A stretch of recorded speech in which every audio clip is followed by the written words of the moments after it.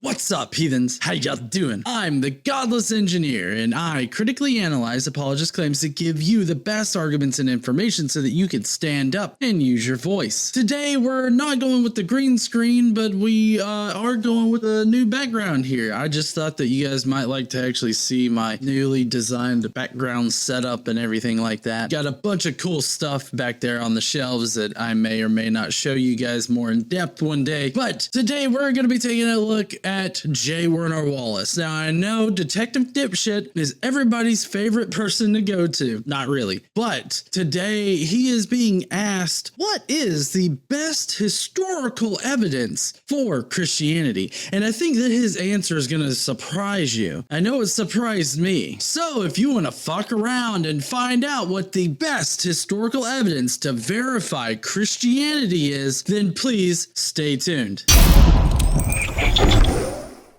What is the best historical evidence I think this is a good question for the audience as a whole. What's the best historical evidence you can give for the Christian faith? Before we get to J. Werner Wallace's answer here, I want to answer this young man's question. I don't think that there is good historical evidence for Christianity. This particular question and the topic in general exists on a couple of different levels. First of all, there's the question of magical Christianity. Magical Christianity being biblical Christianity, the one where Jesus, a Jew in the first century, dies and resurrects because his wizard of a father decided to resurrect him, to which Jesus actually, big surprise, big reveal, is also the wizard that resurrected himself somehow. And all of this was done to magically change God/Jesus's opinion about sin and allowing people to ask for forgiveness themselves, but also provide this everlasting life in the hereafter, all because God, on a whim, I guess, decided, blood magic is the only way to fix my opinion, and so more bloodshed is needed. Why don't I copy and paste myself, put him on Earth, and then kill him / myself, and then everything will be fine. So that version of Christianity, definitely not historical. And then there's the more minimalist sort of historical Christianity, being that Christianity started with a dude, he had followers, and all of these followers decided to make a religion out of what this dude taught, Christianity. And so there's minimalist sort of historical evidence for Christianity, and then there's full-blown magician Christianity. There's no historical evidence to verify magic. So, I mean, that can be ruled out, although not for J. Werner Wallace, because he definitely believes in magic. But for, everybody else that has a more sensible idea about history and what we can know about events that happened in the past, I feel like the minimalist version of it could possibly be true. Like, there could possibly be evidence out there to verify that. I don't think that we have that evidence. That's why I'm a mythicist. But for the purposes of this particular question, given that we've sort of divided this question up into a couple different levels, I don't mean for it to sound like I think that those are the only two levels in which this question exists. But for the purposes of this video, I think that we can safely just deal with those two possibilities. J. Werner Wallace is definitely on the magical side of it, so that is the context of this question. What historical evidence can we have that verifies magical Christianity? The answer would be none. The best I'm not a big fan of that word historical. It doesn't matter how many times I watch this, that part right there gets me and makes me almost do a spit take every fucking time. So J. Werner Wallace is seriously leading off this entire answer with, I really don't like that word historical. Why do we have to bring history into this question? I mean, why can't we just believe in Christianity and fuck history? I mean, we'll say that it's historical. We won't be able to prove that it's historical, except if we use like really bad arguments and illogical lines of argumentation in order to support our unsound conclusions. Like, we're going to do that, obviously, but why do we got to ask about actual historical facts? I mean, I get it. I understand that historical facts can be very toxic to a Christian worldview, but you don't have to like directly come out and say it there, J-Dubs. You're saying the quiet part out loud in this particular section. Please, I feel like your apologist friends are begging you, like, don't do this. Turn back, J. Warner Wallace. Come back to the lights. So what I look at, remember, everything we work in cold cases, we're working, any crime you work, you're working in an event in the past. We don't get to watch crimes in live time. We're not like scientists who work in a laboratory environment with crime. We are always examining events. I guess you could call them historical events, even if it's only 30 years ago or it's only 30 minutes ago. It's so hard for me to take this video fucking seriously. So let's just look at that particular classifier there. Historical events. What that seems to indicate to me are events that are situated in the past, regardless of how long ago they took place. So yes, murders would be a historical event unless you are currently witnessing it. Like, even if you directly witnessed it, it's still a historical event if you're talking about it any point in time after the event occurred. So yes, I don't know why he has to like fumble so much over the idea of historical events or the field of history, because he's basically shitting on the field of history at this point. It's like, I don't know why we gotta think of like Christianity as being like, historically verifiable or anything like that. When I look at a murder, I guess you could say it's a historical event because I'm currently not witnessing the murder, happen. But I mean, if you just had to go out on a limb here and just give it some kind of fucking classifier, I guess historical event would work. Yes, J. Warner Wallace. Historical event would classify any event that happened in our past. You have to do history when you're, trying to solve a murder at a scene to know what actually happened. Those are very important things for you to understand how to do history and how logic works as far as like history goes. I mean, really logic in general, I think would be an important like skill, like being able to do logic as a detective. I feel like that's very important. Maybe they should be teaching that in like police academy rather than, how to kill unarmed black people. I feel like maybe a class on logic and how logic works would benefit the police force far more than, shoot to kill, as long as they're a bit darker than you. So what we're looking at is, do we have any good evidence that would, so for example, the first thing I wanted to know when I was looking at the New Testament is, could I reasonably consider the Gospels to be a reliable eyewitness record? That's up for debate.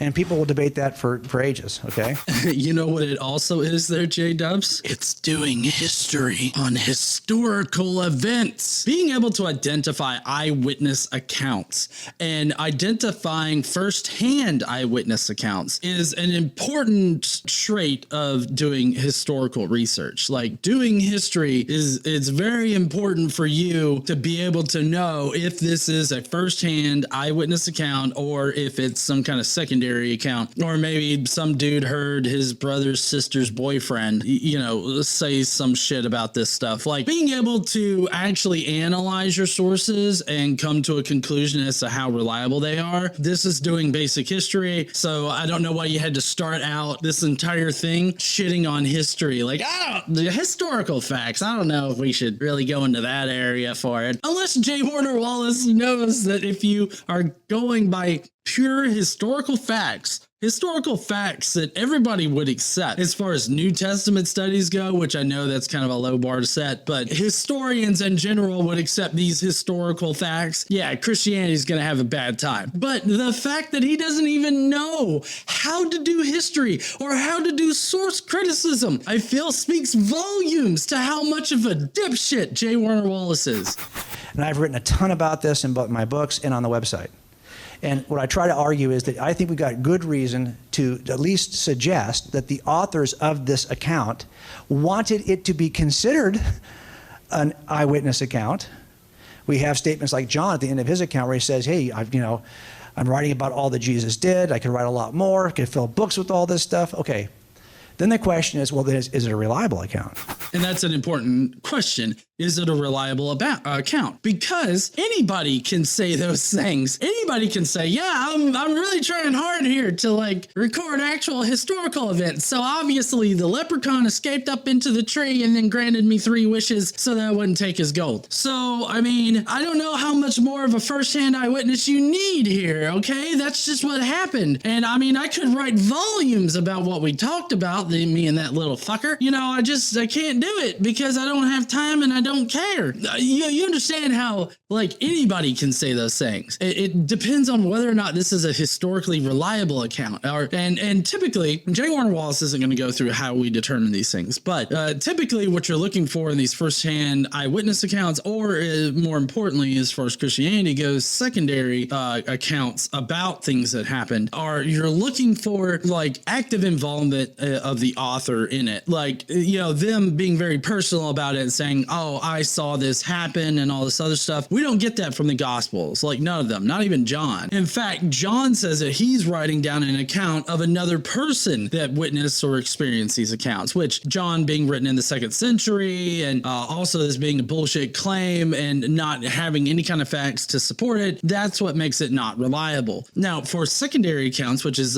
most likely what we're going to get as far as being able to historically verify Christianity, what we're looking for are source citations. Where do they get this information from? J. Warner Wallace and his cronies, they love to point to the Gospels as being eyewitness accounts of the events that happened, but they don't sound like eyewitness accounts. They don't claim to be eyewitness accounts, and they're just simply not structured like eyewitness accounts. I think Luke is the one that's trying to be most like a historian's accounts of the events that happened, but even still, that he doesn't give any kind of source citations or anything like that. He just says, oh, I collected all these stories from people before me. And then you would have to be like, well, what people did you get this from? And Luke would be like, oh, I don't know if we got to go into like names and stuff. I don't want to dox nobody or whatever.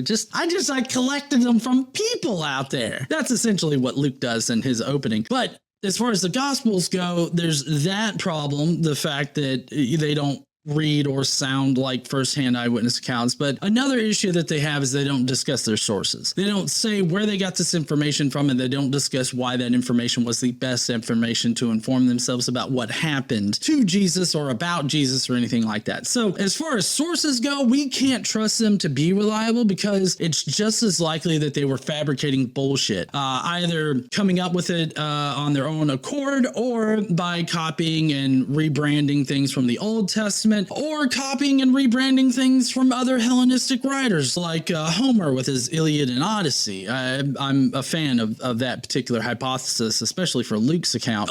I just remembered that there was a couple of papers that I read here recently that actually established that Jesus's baptism in Mark, where the dove descends from the heavens and lays itself on Jesus or whatever, this is actually a very Hellenistic kind of idea of birds transporting like the divine, gods and whatever, and, possessing bodies, or just this basic divine figure descending from the clouds, birds and all that kind of stuff. Those are generally represented in Hellenistic culture. And we know that Christianity grew up in a Hellenistic culture and that Judaism was influenced by Hellenistic culture. So that seems to have a lot of weight behind it. So Christianity has a bunch of influences that are factoring into the stories that were made. The fact that the Gospels don't discuss any of these sources or don't talk about where they got their information from, we have to do text criticism in order to identify possible sources. I feel like that means that they're not reliable and we can't actually distinguish any kind of historical facts from fiction in those books. I forgot where we started off with this. It was J. Warner Wallace that was using history in order to shit on history. I'm reoriented. Let's get back to it.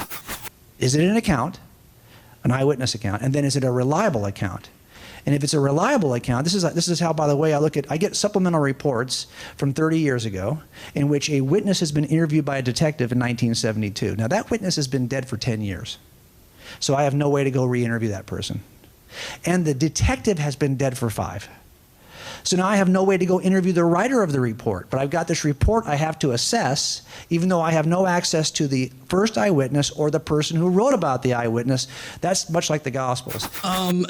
With some caveats, maybe. So you have the first-hand eyewitness who didn't write anything, and then you got a detective that wrote down stuff, or maybe the eyewitness wrote a witness statement. So that we would have that kind of writing from the witness. We would have the detective's paperwork about it. And these are more detailed than the Gospels are already, because we don't have eyewitness testimony. J. Warner Wallace thinks that the Gospels are eyewitness testimony, but he just sort of blatantly says it. But he just sort of assumes that particular idea, and he assumes it based on like church tradition from like 100 or more years later, like church tradition that says, oh yeah, John Mark, he fucking followed this other fuck around Peter, and he wrote down his shit, and that's what happened. And so basically one church father, I can't remember if it was Papias or Irenaeus or somebody, they're saying these things, and so he's like, oh well, it must be true if a good Christian church person's saying it, and so they just seem to accept it, which is really bad historiography, by the way. But already with the detective and the eyewitness and everything like that, like we know these things, like these things are recorded, they're documented and everything like that. That's not true for the gospel. So I don't know why he's going down this path of comparing obviously incomparable things, but he's choosing to do this. So he's equivocating modern day police reporting with gospel evidence. That's not going to work out well for you, bud. You're going to have a bad fucking time. Well, I know how to assess those reports. There's 4 factors. I talk about them in cold case. 4 factors we use to assess eyewitness reliability of any document, of any eyewitness. So those 4 areas are the 4 areas that I pressed into service as I examined the Gospels. So for me, remember, when someone asks you, what is the one reason why you believe this to be true? I'm always a little bit hesitant because I never have one reason. I call this death by 1,000 paper cuts. That's what it is. It's this cumulative case of hundreds of little things that I think point to the most reasonable inference. And I think that that is generally a good way to go about historical research. It's never going to be just one thing that proves something is historical. You're going to have, hopefully, an amalgam of things. Of course, history is not always that convenient. Sometimes all we have to go on are like one account that seems reliable, but you always leave it open to the possibility of further information being found that contradicts that. So until new information is found, this is the best information we have to go off of. I do agree that having multiple lines of evidence in order to secure some kind of historical statement is always best, but you do have to work with the information that you have. And if you only have like this one eyewitness account, maybe that's all that you need in order to say it most likely was historical, unless, you know, somebody can find something else that contradicts it. It really depends on a multitude of factors, including explanatory power and other things that we've covered here on the channel. So there's a lot of things to consider when evaluating sources as to whether or not they actually prove some historical event. But with history, especially ancient history, sometimes all you have to go off of is just one account or one piece of evidence, which is perfectly fine as far as history goes, because historians, they don't say, oh, this definitely happened because of this one particular thing that was said in this one particular document and all this. Like, that's not how history is done. How history is done is on a scale of probability. Like, this is most likely what happened given the evidence that we currently have. This is the only evidence that we have about this event. So therefore, right now, it's most likely, you know, the conclusion that it happened. That kind of thing. I mean, you just really have to be able to gauge your evidence pretty well, and don't expect death by 1,000 cuts in this situation. Sometimes, I mean, you can have relatively small amounts of evidence that will give you the most likely conclusion. And any one of those things is a paper cut. I could offer it to you, and I think you could be very reasonably say, well, that doesn't seem like enough. It's not enough. It's the fact it's cumulative. It wouldn't be enough in a jury trial either. But when I get 100 of these things, juries convict because there's no other reasonable alternative. And that's what I tried to do with Cold Case Christianity. That book is really about looking at the historical evidence for the reliability of the New Testament.